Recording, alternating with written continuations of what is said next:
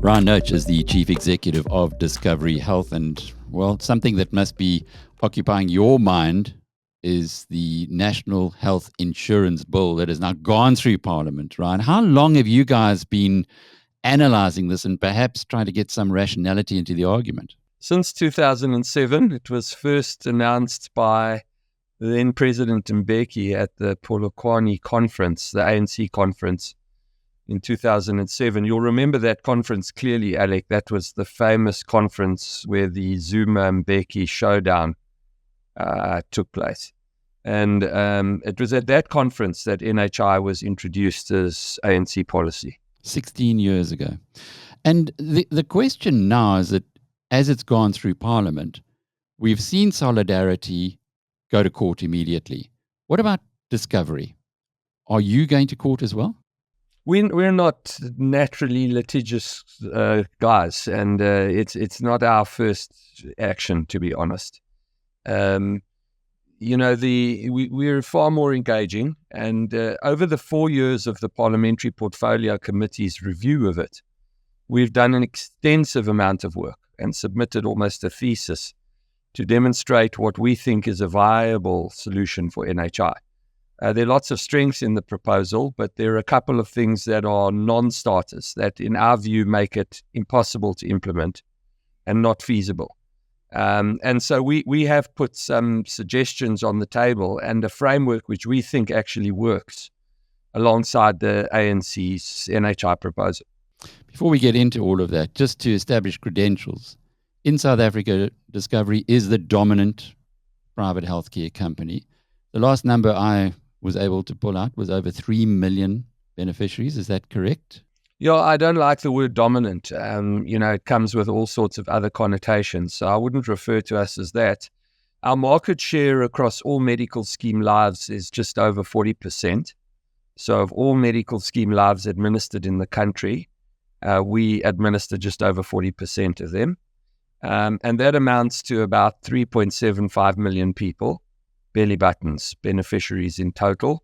Everyone is important to us, and we take our responsibility for delivering quality healthcare there very, very seriously. In the open market, you remember our market, medical schemes have schemes linked to employer groups known as restricted schemes, where you may only join if you're part of that employer group, or open medical schemes which compete commercially for business.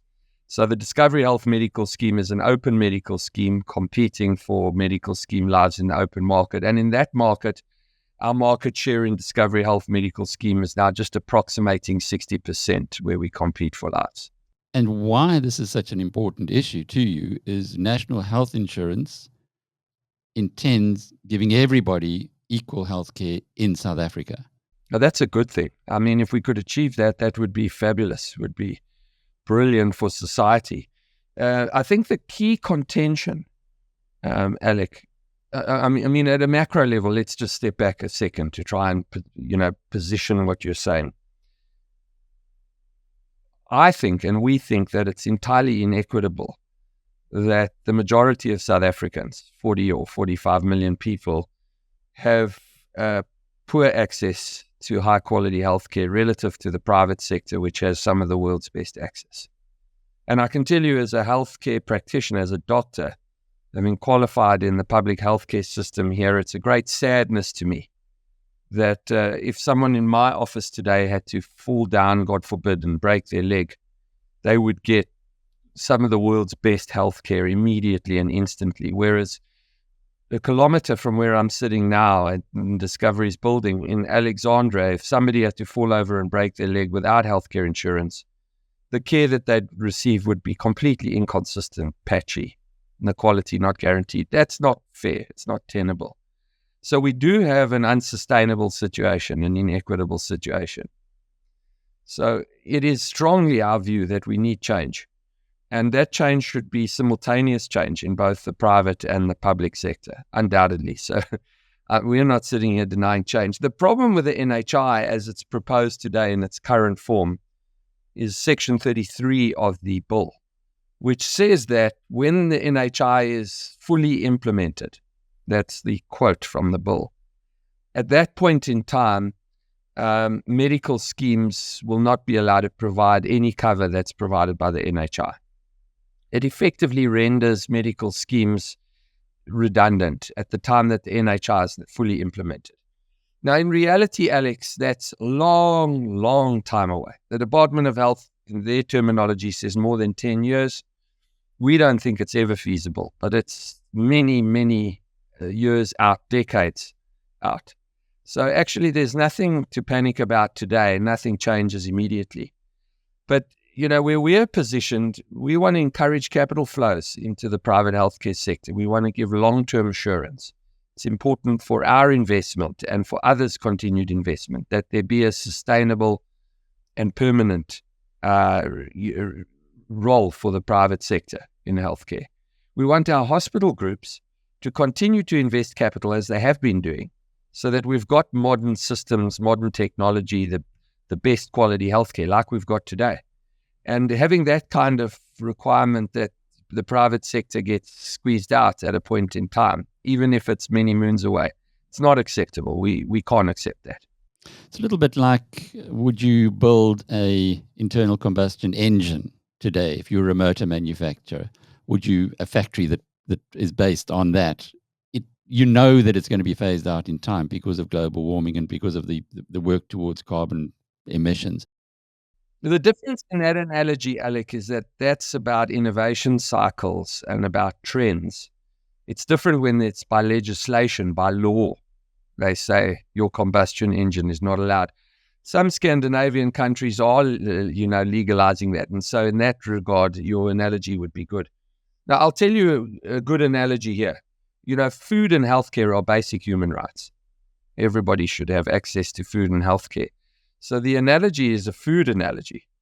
And the analogy there is saying, actually, it's not fair for people to pay different prices and eat different food. That's not fair. Everybody must pay the same price and get the same food. And so the government is going to take over the whole food supply chain. And as soon as they're ready, when that's fully implemented, all supermarkets must close down. Only the government can sell food. That's the analogy. That's what's happening here. Thank you. That does make it very clear. From the ANC's perspective, it's almost like a Cuba idea of the state providing all the healthcare, apparently very good, but apparently massively oversubscribed with all the research that's been done there. Are there any other parallels that you can share with us? No, we can't find a country in the world that by law nationalizes healthcare and then legislates that there's no private sector. The Minister of Health in Parliament referred to the UK NHS. Case in point, a great example, the UK NHS is a brilliant national healthcare system, probably one of the best in the world. That said, it faces its own challenges, cutbacks and constraints, as would any national system. But in the UK, Alec, as you know, we run a private medical insurer. They're a very successful one.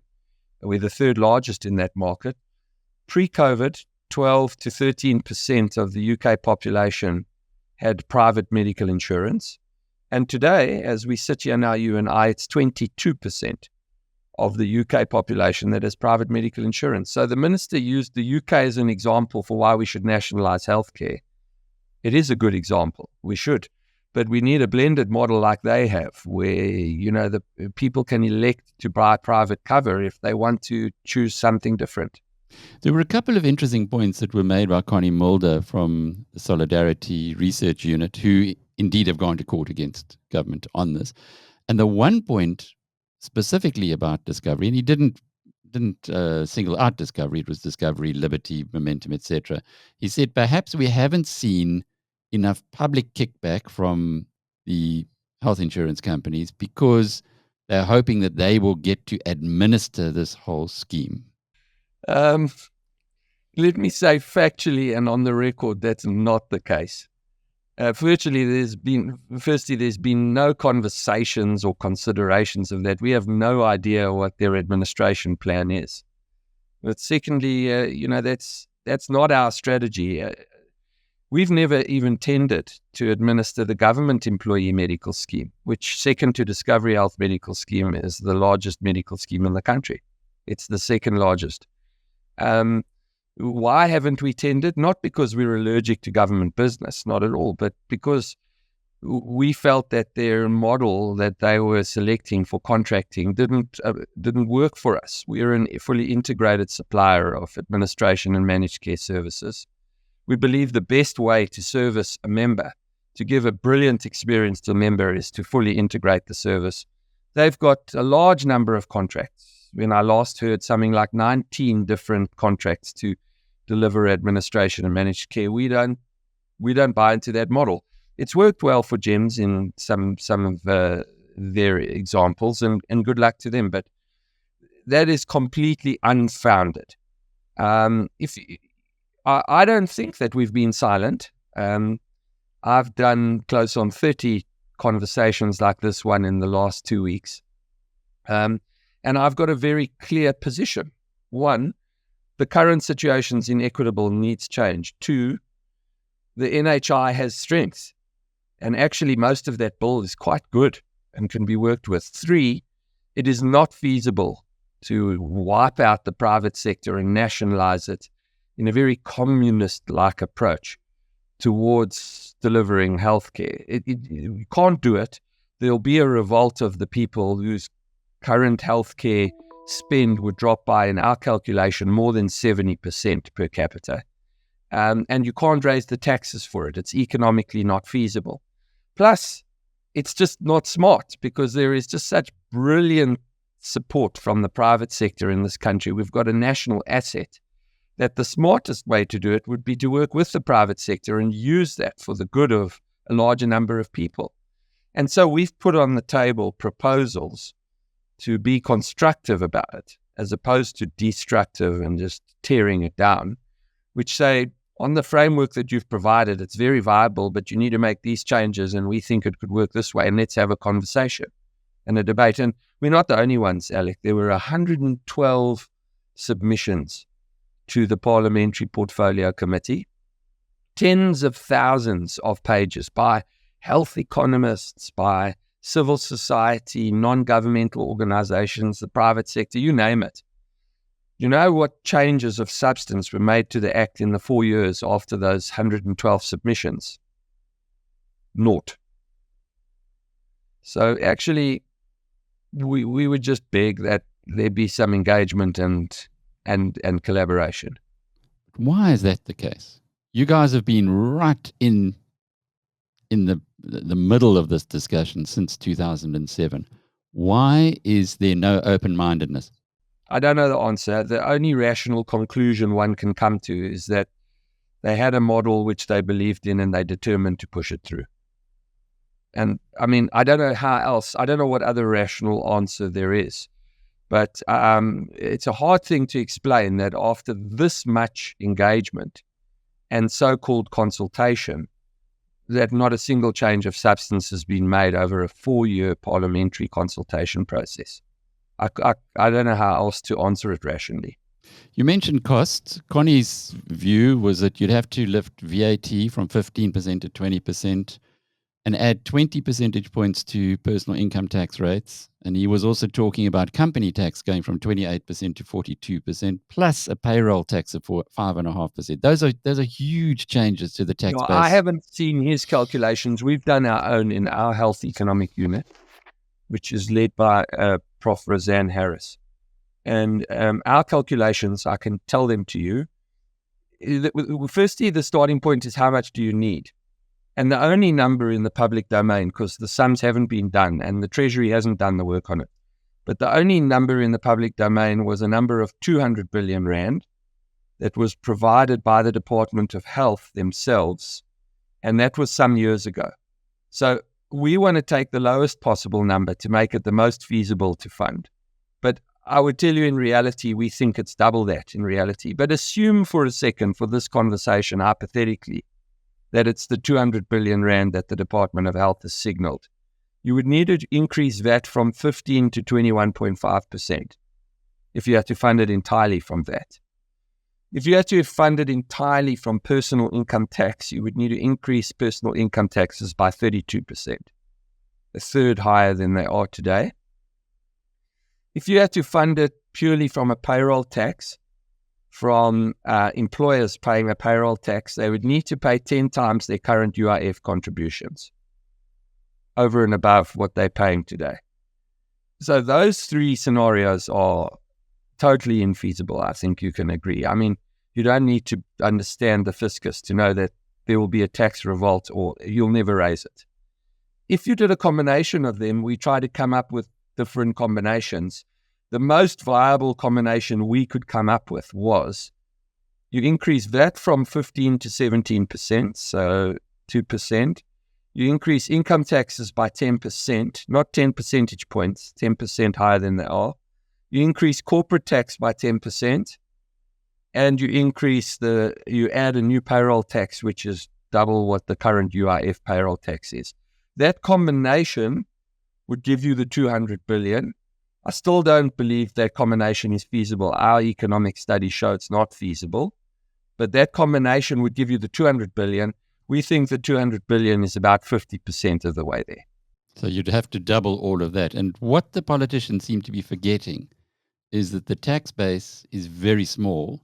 And if you're going to increase that take by 10 percentage points, you have to push it down and bring in millions of people who are registered but aren't paying tax at the moment. And that you talk about a revolt. There's an amazing nuance because the point you're making is very important. The tax-paying public is about 5.5 million people, right? That's our tax base in South Africa. Those 5.5 million people are in medical schemes today, largely. There are differences on the margin, but you can think of that tax base as the medical scheme base. 5 million principal lives, 9 million total beneficiaries. It's them and their families. So that is who's paying for medical schemes. That's the tax base. So you have that group of people today funding the public sector healthcare system. They're accountable for about 80% of the public healthcare funding, and they pay out of their disposable after-tax income for their medical schemes. And what you're saying to them is that your taxes will go up this much, but that your per capita entitlement to healthcare will drop by, in our calculation, 72%. Doesn't work. It's not feasible. You've got enough talent leaving the country. That would be a consequence of it as well. Thanks for outlining all of that. But where are we going to from here? What's your best case scenario and your worst case scenario? Are we going to be all right? I'm convinced and I'm optimistic that we're going to be okay. Firstly, even if nothing changes, even if the law is passed as it is, let's just assume that for a second. We are decades away from any feasible implementation. So, we are many, many moons away. So there's no reason to panic. Nothing's changing immediately. The process for promulgation of the Act still has some way to go. And although it seems to have been fast-tracked, it's still got a way to go. It's got to get through the National Council of Provinces. And that's tricky because Section 32 of the Act requires that about 50% of the provincial health budgets are appropriated or nationalized into the national fund. So you've got to get the premiers to agree to sacrifice 50% of their health budgets, their health income. And we know that there are a number of premiers and MECs who are just very unhappy about that. That's a big step. Assuming it gets through the National Council of Provinces, whereas a Section 76 bill, it needs a majority vote. So assuming it gets through there, it goes back to the National Assembly for a further debate, and then it's referred to the President for signature. It wouldn't be unprecedented for the President to raise concerns prior to signing it about the constitutionality of the Act. That's happened before. And there is a legal opinion that was written by the Parliamentary Law Advisor on record, which in fact the Parliamentary Portfolio Health Committee annexed to their report recommending the Act. And it says that there are serious constitutional shortcomings in the Act. So the President would need to sign it taking into account these constitutional concerns. Let's assume for political reason the President wants to fast-track it ahead of the November election next year. And it's important to fast-track it. It will undoubtedly then land up in court because we heard at the Parliamentary Portfolio Committee at least 4 or 5 of the people who presented, not us, but others, who said they're going to fight it in court. And I think our industry associations in the medical scheme industry may well take a view that they need to fight it in court at that point too. And there are various constitutional issues that this act raises, multiple. And I'm not the constitutional law expert, but there would be, I think, an extended and valid debate of some substance at the Constitutional Court about that.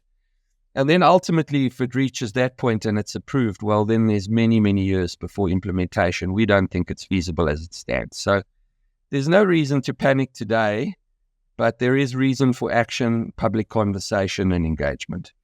But are you continuing to invest, even though you have this uncertainty, even though, as you say, it's going to be many years before it'll have a practical impact? Are you still investing? Yeah, we are very committed to this market, to this country. We've got just a brilliant business here.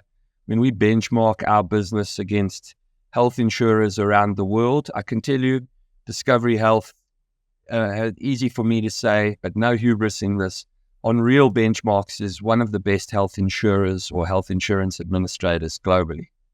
And we're continuing to grow the business and do all we can to run it efficiently. And I spend every day taking a lot of time and effort to ensure that we deliver a very high quality service to our members. Noach is the Chief Executive of Discovery Health. I'm Alec Hogg from BizNews.com.